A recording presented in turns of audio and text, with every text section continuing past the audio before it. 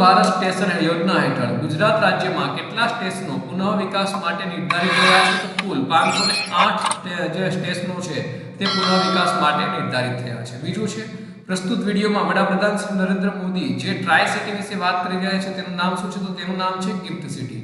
ત્યાર પછી જોઈએ આપણે તો કયા બે રાજ્યોમાં અનુક્રમે પ્રથમ અને બીજા સૌથી મોટા ફ્લોટિંગ સોલાર પ્લાન્ટ છે? તો કેરળ અને તેલંગાણામાં છે.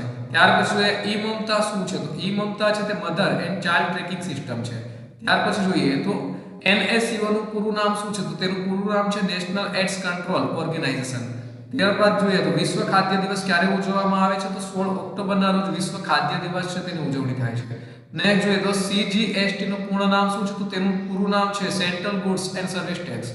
નેક્સ્ટ જોઈએ તો એશિયન ગેમ્સમાં જ્વેલિન થ્રોમાં ગોલ્ડ મેડલ જીતનાર પ્રથમ ભારતીય મહિલા કોણ છે? તો તે છે અનુ રાની.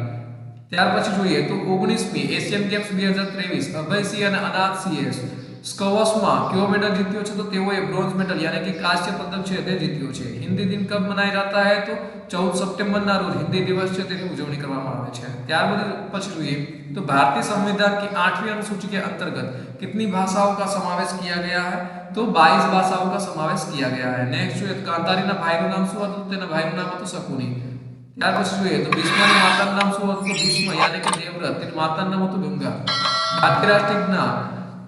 ભારતીય રાષ્ટ્રીય ગાન जनगण मन की रचना किसने की? तो रविंद्रनाथ टागोर द्वारा तेरी रचना છે તે કરવામાં આવી હતી. ત્યાર પછી જોઈએ તો મહાભારત અનુસાર કુરુવંશની કઈ રાણી લગ્ન પછી હંમેશા આંખે પાટા બાંધતી હતી? તો તે હતી ગાંધારી. નેક્સ્ટ જોઈએ તો ભારતના પ્રથમ મહિલા શિક્ષિકાનું નામ જણાવો. તો સાવિત્રીબાઈ ફૂલે છે તેઓ ભારતના પ્રથમ મહિલા શિક્ષિકા હતા. હિન્દ છોડો ચળવળ દરમિયાન શહીદ થયેલ ગુજરાત કોલેજના વિદ્યાર્થીનું નામ જણાવો. તો તેનું નામ હતું વિનોદ કિનારીવાલા. ત્યારબાદ જોઈએ તો કયા ક્રાંતિકારીએ મિત્ર મેળા નામક સંસ્થા સ્થાપી હતી? તો વિનાયક સાવરકર દ્વારા આ જે સંસ્થા છે તે સ્થાપવામાં આવી હતી. ત્યાર પછી જોઈએ આપણે તો સાયમન ગો બેક નું સૂત્ર કોણે આપ્યું હતું? તો આ સૂત્ર છે તે લાલા લજપત રાય દ્વારા આપવામાં આવ્યું હતું. નેક્સ્ટ જોઈએ તો મંગલયાન કયા વર્ષે લોન્ચ કરવામાં આવ્યું હતું? તો મંગલયાન છે તે 5 નવેમ્બર 2013 યાની કે 2013 ના વર્ષે લોન્ચ કરવામાં આવ્યું હતું.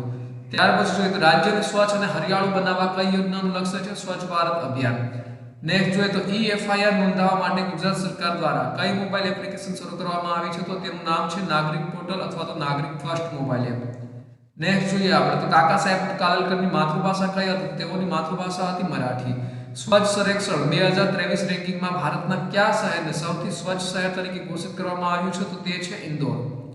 નેક્સ્ટ જોઈએ તો 256 * 5 ના છેદમાં 4 ની કિંમત કેટલી થશે? તો ગણતરી કરશો તો 320 આવશે. આપેલ શ્રેણીમાં પ્રશ્ન ચિહ્નના સ્થાન પર આવતો ઘટક શોધો. ACE. ત્યાર પછી પ્રશ્નાર્થ છે, પછી જે MOQ અને SUW. તો આમાં 5 આલ્ફાબેટ છે તેનું અંતર રાખી અને આવી રીતે GIK છે તે થશે. નેક્સ્ટ જોઈએ આપણે પ્રશ્ન ચિહ્નના સ્થાન પર આવતો ઘટક શોધો. ABC તો AZYX, તો CBA તો XYZ. નેક્સ્ટ જોઈએ કામ કરે એ જીતે. કાવ્યના કવિ કોણ છે? તો તેના કવિ છે નાથાલાલ દવે. નેક્સ્ટ જોઈએ આપણે તો ચંદ્રયાન 3 માટે કયા પ્રકારના પ્રક્ષેપણ વાહનનો ઉપયોગ કરવામાં આવ્યો હતો? તો LVM-3 M4 રોકેટ છે તેનો ઉપયોગ કરવામાં આવ્યો હતો. ત્યાર પછી જોઈએ તો 18મી G20 સમિટની પ્રથમ ટુરિઝમ વર્કિંગ ગ્રુપ મીટિંગ કયા રાજ્યમાં આયોજિત કરવામાં આવી હતી? તો તે ગુજરાત રાજ્યમાં આયોજિત કરવામાં આવી હતી. તો આ સાથે આજના દિવસનો વિડીયો પૂર્ણ થાય છે. ફરી મળીશું બીજા નવા વિડીયોમાં. ત્યાં સુધી રજા આપશો. નમસ્કાર.